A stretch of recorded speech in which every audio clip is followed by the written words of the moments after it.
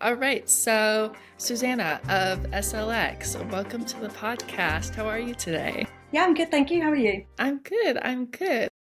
Do you want to give us a little introduction to yourself? Obviously, I've already told everyone all about you, but I want to hear it in your words. Who are you?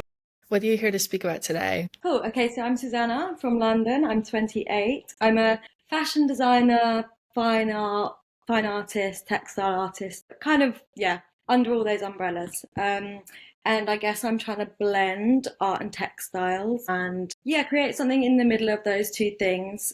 So I run a brand, and also it's about giving art to the community and kind of art for healing and all the benefits there. Probably the best way to sum it up. For those of you that don't know or are not familiar with Susanna's pieces, Susanna, you can correct me if I'm wrong, but I feel Hmm. like during Coachella, I saw your pieces everywhere. I don't know if Okay. I'm crazy, but like on social media. Yeah, And yeah. I think for me, that is the perfect epitome of where Mhm. your pieces thrive. Like kind of this really creative place. Obviously, also like a warmer weather Mhm. too is helpful. Yeah. Yeah, I saw too recently. Is it Sydney Carlson who was wearing one of your pieces? Oh, yeah. Yeah, that was quite a while ago, but things obviously circulate and they come back around on the internet. Yeah, you very much might have done. And I think what you've just said about Coachella is kind of like key. I think a lot of the clothing feels like festival wear and kind of like trying to make stuff that exists in like this fantastical realm where a lot of the inspiration comes from that. People at festivals generally kind of like self-express, I feel, in a major way. So I think the clothes are made for festivals, especially Coachella. I mean, I've never been, but it looks just insane. So yeah, Yeah, people yeah. people come to me around March and I start getting frantic orders for Coachella and costumes, which is great fun for me. That's great. Yeah, I think I love what you just said too about that fantastical Mm. realm of things. I think, especially in this last year, and maybe it's because we're coming off this like wicked downfall, I've Hmm. seen such an uptick in these kind of, I don't want to say costume like, but really fun pieces, you know? Yeah, I totally agree. And I think, like, personally, for me, fashion and costume are like, I think the line between them is really interesting. Like, right where is something costume or is it fashion? If it's done the right way and it's not, yeah, as I say, I think it's a fine line, but I love to make my pieces. They tell a story and they're quite often built around a character. The storytelling through it is what's really interesting. And so it's always great when people are kind of inspired by new films that have come out, new stories, and start expressing themselves and seeing what they can throw together to kind of, yeah, live in that fantastical world. I love that. I love the lunchbox Yes. like a set that you did. Oh my Yeah. gosh, seeing the photos of that, it's just is Yeah. like it's you never I've never seen anything like it. And I think it's so cool, so creative. Yeah. Thank you. How did those ideas typically come to you, that idea specifically? That idea, I think, okay, so a lot of my work is kind of like surrounds feelings of nostalgia, kind of like wanting to provoke those feelings in people. I think, yeah, it's kind of like celebrating childlike wonder and those kind of like Wonderland stories. And a lot of it's like got like a bit of a daydreamy vibe to it with the nostalgia element. School dinners, I just personally think about them all the time. I'm like, oh my gosh, remember? Like, I don't know. I eat a cake and I think, oh, this reminds me of the school dinner. And then I thought, I kind of don't know, but I think I just, for me, everything I want it to go on the body. So I want like every inspiration I have quickly becomes how can I make that an item of clothing? I thought about. I have my sticker book flower kind of looks, which I became a bit known for. I thought about sticker book other things, and I thought about sticker book food, and then I thought, how cool could it be if I printed a yeah, like a leather tray with the compartments and put the little stickers in, and then kind of thought about the fun I could have with embroidering little peas on and making silicone gravy and stuff. So yeah, it kind of just evolved from there. And the Juicebox Bra was quite last minute, but I think it really topped off the look. So it all came together. Yes, absolutely. It's nothing without the juice box bra, Yeah. I feel. The little straw she was sipping on while shooting. I mean, that was great. Oh my gosh, just thinking about it, I'm like so chic.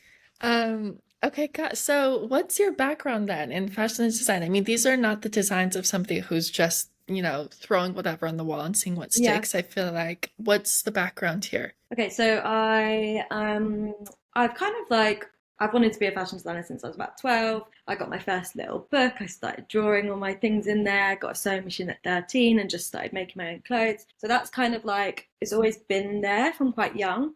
So I went to do a textile design degree. And then I followed that up with a fine art master's. So I kind of have like the technical textile side of it, and then also the conceptual fine art side of it. And yeah, so that's kind of makes sense of the fusing of the two, I guess. And after my 2 degrees, well, I finished the second one in lockdown, and it was a bit like same as everyone. I think it was like, what's next? Because things weren't looking normal. So I started a little business. It was separate to this one. It was selling little miniature Fimo figures. So I would like make Elvis on an earring or David Bowie on an earring, or yeah, loads of stuff like that. And then it just, I think that didn't have the legs really. And then I was like, what am I doing anyway? Fashion's what I want to do. So I just thought I'll make my own business. And yeah, it's kind of just, it's been a bit like this since then. But yeah, no, so I kind of, it was a meeting of like the spare time and my kind of entrepreneurial brain, and having this small experience with this other business I'd ran. And then also the meeting of like me wanting to be a fashion designer and seeing that there was, I think, like a gap for fine art fashion, like wearable art, where there was a lot of commercial small brands being built, but I didn't see necessarily so much of the, yeah, like fashion artists. That's not to say there's not great work out there of people doing that. I just mean like at the time, I felt like that was something I was just like compelled to do, and saw, yeah, a really exciting space to do it in, given that everyone was spending a lot of time on social media and stuff like that. Yeah, absolutely. And then the name SLX, how did Yeah. that come to you? What's the story behind that? I actually can't really remember. I mean, my initials are SLW, and I think I just didn't like the W sound because SLW doesn't really roll off the tongue. And so the X kind of, it was a little thing I was doing there, I think. Which, because it was SLXW, it was kind of SLX World, the X people were reading as an O and reading it Slow World, which was like with the fact that it's a slow fashion brand. So that kind of made sense at the time. And now I call it SLX, which I just think is a nice sort of word. And in my mind, it's the definition of that word now is just like my brand and the whimsical kind of fun, like dopamine dressing, extravagant, yeah, storytelling, fashion. So I don't know, its own word now to me. And the Yeah. like where it started is so different to kind of where it is now. But yeah, I'm not one of those people who has a great story or like a real inspiration behind the name. It's just three random letters, really. Well, I kind of like that though, because it's like now it exists in its own Exactly, plane, I yeah. guess, its own I don't think I identity. could ever change it now, like as much as sometimes, yeah, I don't know. I think I'm stuck with it, but in a good way. I like it. It's become, it's right. Like, yeah. Yeah, yeah, absolutely. Okay, was there a particular moment in your life or career? I mean, it sounds like things really progressed pretty naturally to Yeah. this point, but was there something specific that inspired you to make the brand, but really like combine fashion and art in this way? Not like a specific point for making the brand, but I think what I do remember being like a significant part of my journey, if you will, is when I was doing my textile design degree, I was really like, I wasn't seeing where I was going to fit in the like career world. So all the advice we were being given during my degree was like, you could be an interior designer, or you could be a CAD textile designer, or you could be so and so, or electro, multiple jobs. And I just remember thinking, oh, these aren't resonating with me, and feeling like a little bit hopeless leaving uni, because I thought like, I don't know, it just felt like there were limited options, and that other paths weren't either attainable for me with the degree I had, or like realistic. Anyway, I also found my course like a little bit restricting in terms of like I wasn't able to conceptually explore. I didn't feel it was a lot of like transcribing or take inspiration from something and kind of copy it in your own way. But to me, that's still it's sort of like that doesn't do anything for me. That's not creative expression. So I left that degree and went on to do my master's in fine art. Loved the conceptual side, but in that I kind of missed the technical learning from the first degree. So basically I was having a the grass is always greener moment, and in both degree I wanted a little bit more of the other thing. So at the end of that, that's when I was realizing through that process I wanted conceptual, and I wanted the really tactile, tangible kind of like, I love textures. I love things that just look really yummy. Like, I don't know whether it's colors or some kind of flocking or pattern, embroidery. And I think it's just, for me, it's always made sense that it's on the body. It brings it art to life, and it makes it storytelling and performative. It kind of, the ideas come from my mind, and as I say, I'm a very conceptual thinker, so I want the clothes to then be on the body. It's really all about like the human brain, imagination, all that stuff. So yeah, it makes sense to me that the body is the canvas, and I think from there it just became, I was really wanting to do my own fashion thing, and I just didn't know where I would sit in the world that already existed, or like what job I'd go for. So yeah, I don't even remember the day that I just started it. It just happened. It wasn't like, I don't know, like now I think about it, it's strange. I just made it happen, I guess. I like that. That's Yeah. good. That's a good like quality to have, you know? Yeah. I'm the type of person that has to sit down and plan everything to a T. So, I'm sure I did at the time, because I would say I think I'm quite like that, but I think like looking back on it, it's like, what day did I wake up and just sort of say like, today's the day, I'm putting it out there. I'm kind of even, I guess, like surprised and proud of myself for doing it, because it's a hard thing to do, and like continuously sharing your work, like I don't feel like it gets any easier. I feel like you put yourself out there every time, and like I'm nervous like when I share something. Yeah, yeah. it's nice to look back on and feel like I'm so glad I did that, because there will have been a million reasons not to at the time. Yeah. And yeah, if I hadn't done it, I'd have been massively regretting it. So. Yeah. Well, there's no doubt that you're definitely like a very creative and artistic person. How do you balance like the logistics of running, I mean, a Yeah. business, a brand? Like, is there a team behind you? What's that look like? Yeah, so it is actually just me. I like I struggle on the business side of it. That's not like the brain that I have. I'm doing an okay job, but it's not where like I thrive, and it's not the skill set that I like really feel is where my efforts are best placed. I feel like, yeah, I want to spend all my time doing the creative stuff, and I'd love to onboard people that are able to that align with the brand, but are able to help me with those parts of it, because it's like having five full-time jobs. I'm obviously trying to do every part of it, and it just feels like you can't, it's not, as I say, where my skills are best put to. That being said, it's been a good challenge, and it has been really up and down. I'm sure every small business owner feels that way. But I've had like probably a little bit of an unorthodox journey as well, because I kind of did like a year and a half of very much running a business, selling a lot of product, making it pretty much all myself. I hired someone at some point because sales were really high, and then as it does when it ebbs and flows, sales became a bit low, and I had to let this person go, and that was a really really hard time. It felt like a big failure at the time. I mean, on reflection, it was not the right time. It was maybe a bit soon, and I didn't have like the savings in place. No regrets, because obviously you live and you learn. But yeah, so currently it's just me, and it has been for about 2.5 years. But after that period, I really took back on, well, I scaled back on the selling, and it became much more about like one-of-one pieces, the fine art, fashion, the commissions.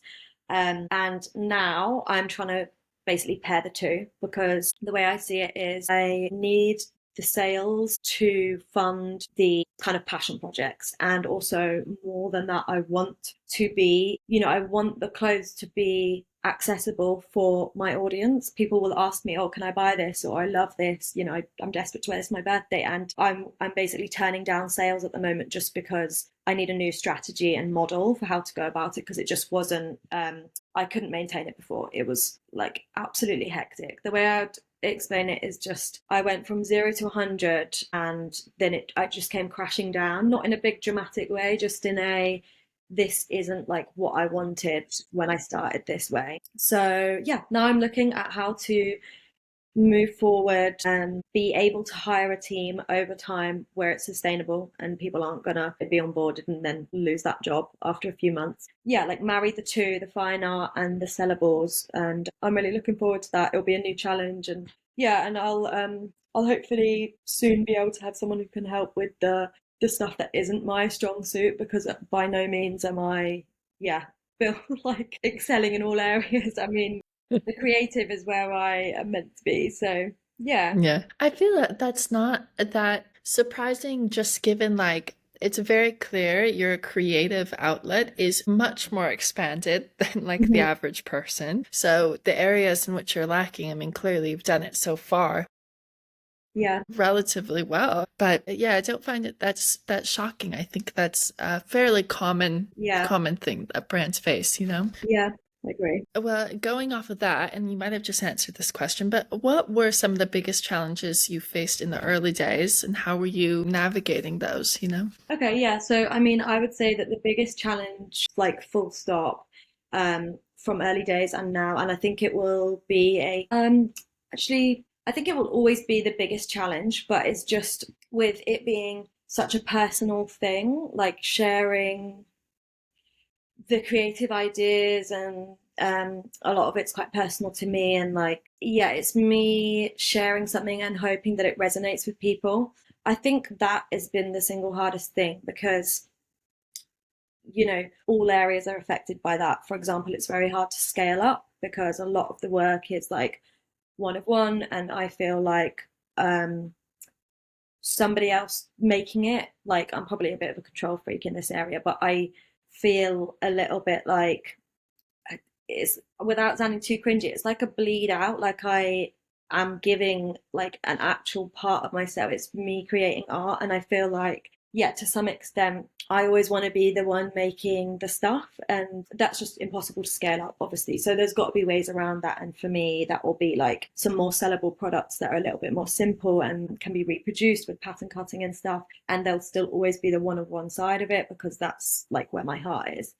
But yeah, so going back to it being like just the biggest challenge being how personal it is, it also means that, if I'm dealing with something personally, I really struggle to keep up with consistency on social media. And, it, it's really hard feeling like you can't actually take a step back, because you are kind of punished on social media if you do that. And I have very much found that. I mean, I was in a car accident a few years ago, and I was left with PTSD, which has meant that I've done a lot of therapy since, and I've had to take a lot of time out. And it's also just knocked me in so many different ways personally. So with that, and then I'm running a business, and like I'm feeling like I have to keep up these standards, and I'm so hard on myself if I don't, because it's I'm not part of a team where I'm supported. I am the team, and I'm my own biggest critic because I'm a perfectionist, and I'm, thinking it's all the imposter syndrome things. It's everything I'm sure most small business owners are dealing with. But yeah, the addition of the PTSD was a big challenge, and I would say I'm actually only really just overcoming that, because I've been lucky enough to get access to some really good therapy, and yeah, I'm feeling in a much better level-headed space going into 2025, and just looking forward to like taking back what is my destiny, I feel like, because for a year or two it's just been really difficult to separate, yeah, to kind of like manage anything, let alone running a business. So yeah, that's been the biggest challenge. And I'd also say that staying, I want to show up on Instagram and TikTok, everything else. I want to share my creativity, but I feel like yeah, I'm also a little bit protective, and I don't want things to get copied, and I just want to, yeah, it's so personal to me. Again, it's the problem is my heart's in so much of it that I just feel everything a lot. So I think as a goal for me also needs to be being removed from the commercial side a little bit, and I can keep my heart in the real fine art side of it. Right. I talk with a lot of a lot of our clients about Mm. this kind of issue. I think part of the reason it can be so, I don't want to, hurtful is too light a word, almost like Yeah, soul crushing in a way, yeah, is yeah. because that's way too hard a word. No, But honestly, like, I'm there. I'm with you. I think part of that is because the dream is in sight. You know, like you are doing what you love, you're creating a product you love, and you're so close. But there's Mm. this, it's also like 2 steps forward, 28 steps backwards, like a constant battle Yeah, there. it is. And I Yeah. think like there was a period of time, it feels quite long ago now. I mean, it was probably 3 years ago. And I remember living in constant fear, which, my fears weren't the end of the world by any means, but they were feeling like it at the time. So the idea that it was all going to come crumbling down when I just built it and had this kind of huge like surge of growth, and it was very validating, very fulfilling, and some of that on a deep level, but some will have been a bit of ego and just that quick validation that gives you rising dopamine, all that stuff. So that had just happened, and then the fear of losing it all and it coming crumbling down, it was just ruling everything I did. Somebody would send me an email, or I'd get a request to do a job and I'd be saying yes to it, even if the turnaround was 2 days later in America, bearing in mind I'm in I'd be saying yes. Right. I wouldn't sleep. I'm like killing myself working, and then it gets there and it's not rightfully credited and they don't pay, So some of that's disappointment from other parties, but I'm disappointed in myself as well because I've said yes to something that I can't actually do while maintaining my like health, mental health, everything. And I don't do that anymore. Like that's a non-negotiable of mine. I'm really looking after myself while also running the business, because if I'm not, it's a vicious cycle. If I'm burning myself out, then I can't do anything. So that was a real learning curve. Yeah, just yeah. I mean, so many learning curves over the time. Remind me of the question you asked because I was going somewhere with that thought. I'm I not think even you're sure if I saying, had a question. well, you were kind of saying about lots of people feel that way. Yeah, it can be really Oh, hurtful yeah. because also yeah, no, it does. It feels really personal, and I could put something out there and, either people might not like it. I mean, that's fine, it's subjective, or people might copying for me is the absolute worst thing because I would never dream of doing that to somebody else, and it is so personal to me. And it would also be absolutely amazing if emerging designers, small artists were kind of like if we were all building each other up and giving people opportunity. I'm not talking about being handed it on a plate. Like, I'm somebody who really likes to work hard. I like a challenge and I want to know I've worked really hard for this, and I do work really hard for this. So I'm not talking about, just being handed it on a plate, but it would be great if emerging designers were kind of given a little bit more, well, like credit where credit is due is like a big thing. And unfortunately, yeah, a number of times have experienced like working really hard for a deadline, and you just get kind of scuppered at the last minute and you can't do anything about it. You've already sent the pieces off, and that's not for a lack of putting things in place that should stop that from happening. But yeah, it's I just think like age in business is just you learn all the time about yourself and yeah, how everything else works and kind of yeah, all that stuff. Yeah. I think too, I think the average business owner, obviously there's an incredible amount of time, money investment, Yeah. but with your pieces too, given that they are so nostalgic and Mm. so personal to you, which you can see through, like you can Yeah. see that through them. It's it would, I can totally imagine how it would be, I mean, Yeah. heartbreaking. Mm. Like to have, I mean, any number of issues, but being ripped off or people not paying for Yeah. it, like just Yeah. heartbreaking, truly. Yeah, no, I think personally for me, it's got better like more recently, and that's might be also my own boundaries. But I like to think as well that maybe there is just like the industry is becoming a bit better. I think there were more occasions where the kind of the questionable copying was happening to a lot of small designers, and then it was being called out. And I like to think that it was like, enough is enough, and the industry kind of changed a little bit. I don't know, but I personally feel like I just, yeah, I think I have better experiences now with a lot of people I work with, and for the most part, I mean, it's great. I love working with everyone in the industry. I mean, like getting an email for something to be pulled for, so and so. It's great, and you feel like, wow, they found my brand and they want me to be the outfit for this really huge person with this really cool event. It's great, and it really, yeah, it's really really great. It's just like you want the follow through, and that's what, like, all small designers should get that. So it should be a non-negotiable, and I think, yeah, Yeah. I've not been burnt in a while, so let's hope it stays that way. That's good. Yeah, I think maybe part of that is given that you have these huge conglomerates, Mm, that are these huge fast fashion brands. I mm, mean, that have really taken over the e-commerce retail space. It would be my hope that that would encourage, these kind mm. of smaller brands and communities to stand up together as opposed to fighting Yeah, each other for the few places that there are. yeah. I think I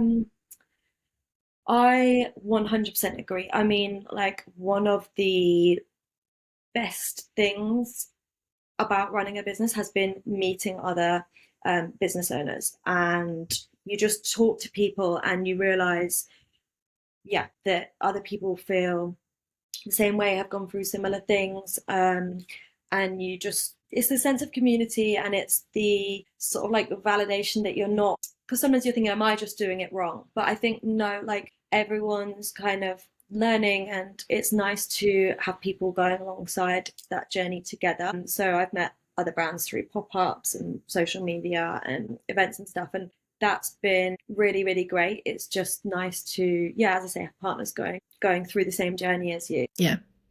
To go back a little bit, I guess actually, why don't you walk me a little bit through what's your like marketing approach kind of look like? I'm only curious because I know that the brand has a decent following on Instagram, and Mhm. obviously you're doing kind of these collaborations with, these famous or well-known celebrities. What's the approach? Is it mainly social media? Yeah.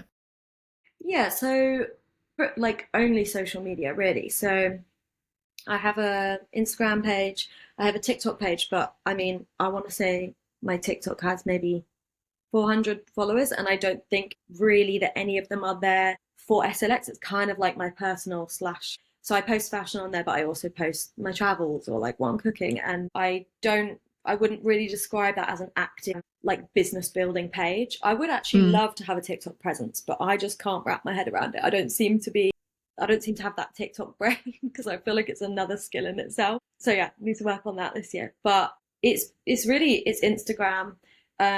I absolutely need to be on more channels because I once lost my Instagram and it was really stressful because I was thinking, oh my goodness, I don't have a mailing list. I don't have any other places where I've kind of like catalogued my work other than my website. But again, a lot of people would go to my website through my bio. And I just thought, like, yeah, it kind of became really clear to me how fragile the whole situation was, and how quickly I could lose a lot of what I'd built just because I really have no backup. So I definitely need to do that. But so far, Instagram's kind of been just where all my growths happen. I post sort of like once a month, so not even that much. But I think that what I'm posting is capturing people's imagination in terms of what can I, if they have an event coming up, it's like I'm asked for a lot of customs. So I think people get excited around like a specific look for an event that's kind of gonna be memorable for this specific person for this specific event. So again, like premieres, music videos, things where you can kind of tell a story or be on a theme. That's what I love to make the most. So those are my favorite emails to get. So I think would love to do some market research on it, to be honest, because I'm not 100% how people find me, or I might not have posted for quite a period of time, and people will still email for looks, which is really encouraging for me. But yeah, I would like to push it this year. I mean, I'd like to really grow um, my audience and have a much more regular commission stream, and I've got some big plans about taking SLX kind of to the community, doing some workshops, doing more exhibitions. So I want it to become much more like hosting events, getting groups together. I would like people from my audience to meet each other in a way that, like I was saying, for me, what I've got from meeting other brand owners and how like much support that brings. I think that my audience, like, yeah, there's a whole community there. I'd love to I want to do so much more with that. So marketing this year is going to be a lot around the people, and I have some kind of wacky plans about, I don't know, like scavenger hunts around Hackney where I live, and kind of like ways to, so instead of just selling clothes, like here's how you can win clothes, and it's like some really fantastical little journey people are going to go on, or to be able to come to, like, there's only 5 of these tickets around Hackney for a workshop, and it's like a golden ticket type thing. These other types of things that I want to do that are just like a more playful way of um putting the brand out there and seeing who comes to it. Because again, I like the idea that I did all my work at uni about this. It's like art is such a tool for healing, connection, expression, all those things. But I think if you're not someone who is actively going to art galleries or is actively engaging in like art events or something like that, you might not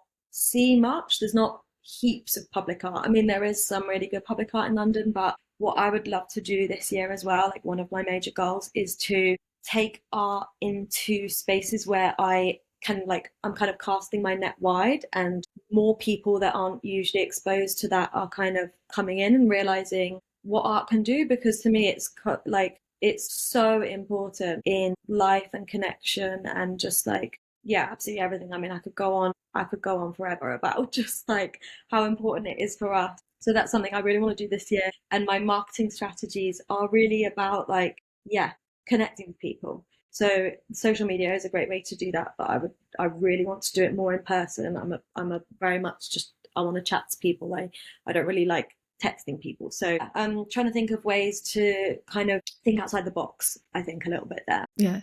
A scavenger hunt Yeah. sounds so Yeah. exciting. I'm coming to London. This is all I want to do. I love that Yeah. idea. That sounds so much fun. Yeah. I'm really Yeah. excited. Also, I mean, obviously there are pros and cons to being very popular on one platform, but Mhm. I do think like, don't sell yourself short, because building an audience that is a community, really, Yeah. that is so, I mean, you've built it on the backbone of that, right? Like that's an amazing feat. It shows how Yeah. much your product connects with people, I think. Oh, yeah. Yeah, no, Yeah. thank you. I mean, I remember as well, like when I started out, I was comparing myself lots to other people, and I was feeling like, oh my gosh, this is just not growing. People aren't interested. I was being really hard on myself. And I think I was actually not being myself enough, in terms of the designs were quite commercial, and it was when I really was just like, I'm doing this for me. Like, I am going to make what I want to make. I'm going to shoot it in the way I want to shoot it, and I kind of just like treat it more like my practice. And when I was sharing that, like, it just suddenly like went like this, and that's when it was like the sellables, but the keeping it really with that same heart in it. That's always been my kind of battle. It almost feels like a bit of a catch-22, but I am working on some major strategies now about, as I say, how I can do that going forward. Yeah. But yeah, my following kind of, it organically grew once I think I was actually providing something that was really unique and original, and there was meaning in it. And yeah, and it's so lovely for me that people love the work, and I still find it like, yeah, I find it quite surreal at points. Yeah, absolutely. I think given that these collabs are kind of seem like a very central part, Mm. I mean, not just the collabs, but this communication, Yeah, how does that usually work? Like this is more just me being curious, but yeah. like let's say it's Sydney Carlson or Mhm, somebody else.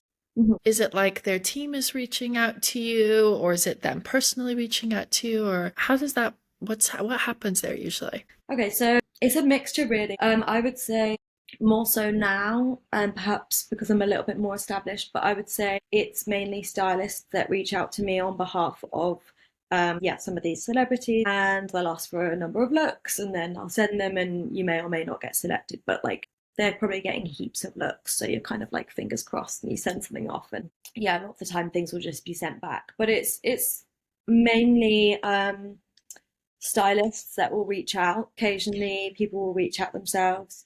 And as I touched on before, but like for me, I will always loan stuff. Like that is great. It's a great way of getting your brand out there. But I just like I love doing the commission. That's yeah, that's what I really love. And often with those, I will commissions, I mean like customs, like making something for someone. So with those, I'll quite often email the stylists of people I really want to work with, and I'll kind of say like, I've taken the liberty of designing this for so and so, like for their upcoming premiere or whatever. And I would say you probably hook in like 1 in 50 of those. Like I send out loads, and then you just see what lands. But I am a big believer of like if you don't ask you don't get, so I will always be sending out emails even to the very far-fetched like people I want to work with who I probably, that's probably way out of reach right now, but you've got to try things. So yeah, it's probably a mixture of both. I'd say yeah. Yeah. Do you have a favorite piece that you've like a custom piece that you've done or commission that you've done? Commission wise, I don't know. I mean, I think my favorite piece is probably the school dinner set or the Little Red Riding Hood thing I did, which was like the wicker skirt with the little red roses thing. I love both of those because they are really like they tell a story. And I mean, in an ideal world, I'll shoot them again with a real like with real set design around it and have a whole narrative kind of in the shot. But some of the time you're having to well, like budget is quite often a thing, and I kind of shot them in quite a simple way, which is fine because it gets the designs out there and then they get loaned by stylists who might do a really cool editorial themselves. So it's always wanting to get it out there, but I would love to create a narrative around those because they're probably my favorite looks, and I don't think they've had the enough airtime yet. But yeah, in terms of commissions, I have a few that are my favorites, but they are unreleased, so I can't really talk about them. But they'll be coming soon. Okay, yay. Well, I'm excited to see them.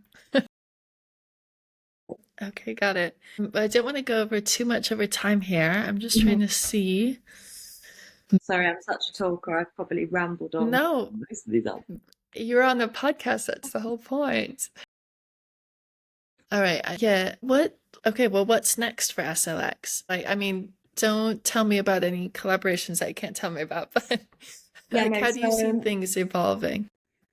so really it's I've kind of touched on most of the stuff already, but so the workshop's huge, the taking the art to the community with a lot of the pieces. For example, I don't know if you've seen my bubble bath dress. I want to get a model wearing that walking through central London and kind of get the reaction sweep. So I really want to take it to a much more kind of a theatrical place, I guess. I would love to do events, shows, host kind of like supper clubs, but have the newest pieces like walking around in the gallery where it's hosted. So I just want to have more fun with it.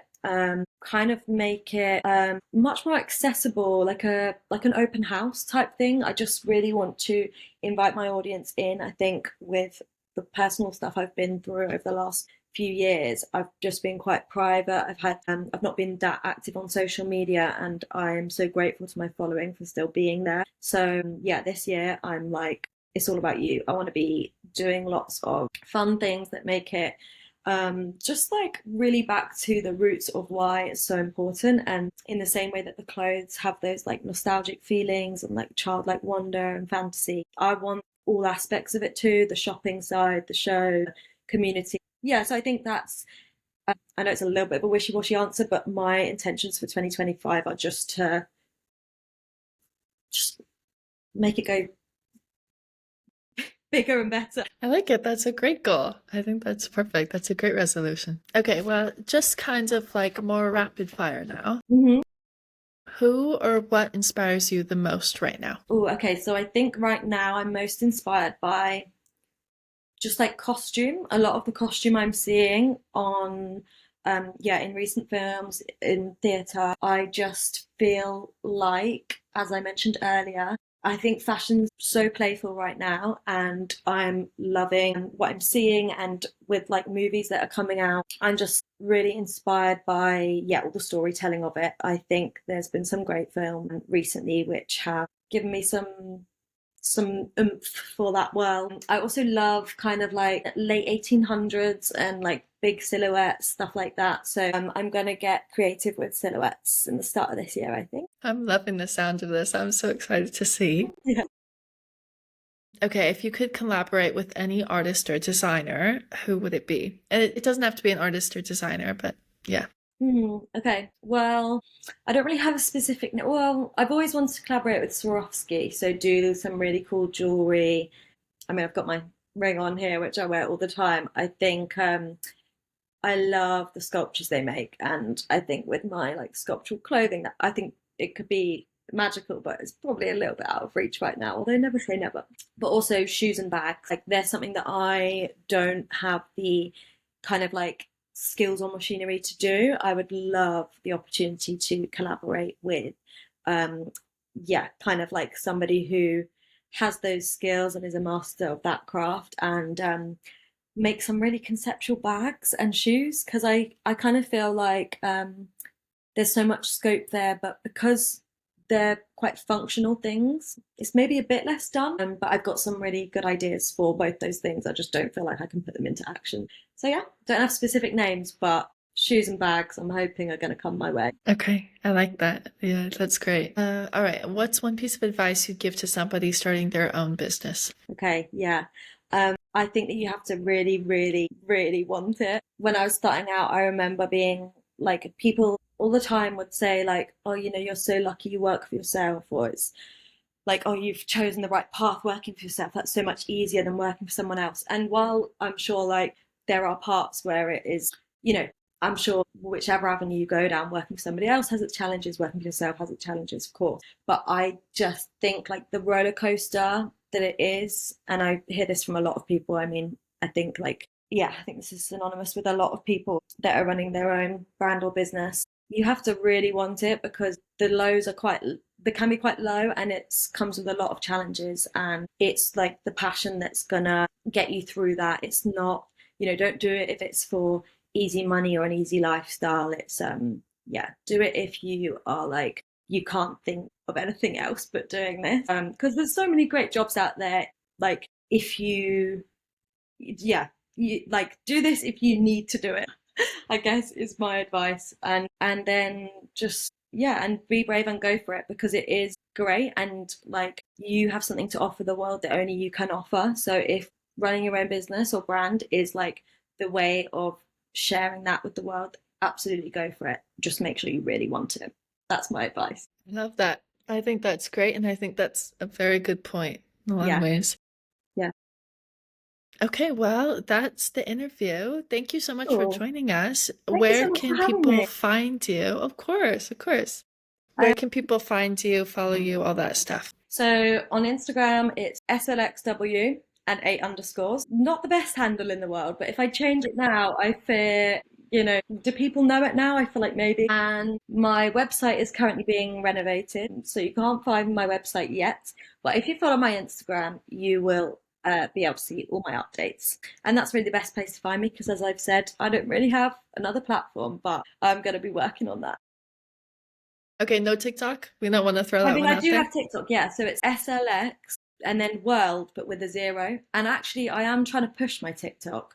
It's a bit more of like everything, so it's more of a behind the scenes, like, and I quite like, yeah, people can go to TikTok for something a little bit different, and hopefully you can start to build that up. So yeah, defo follow me on TikTok as well. Okay, all right, great. Thank you so much for joining us Thank you so today. much. Um, Pleasure. yeah, all right. Cool.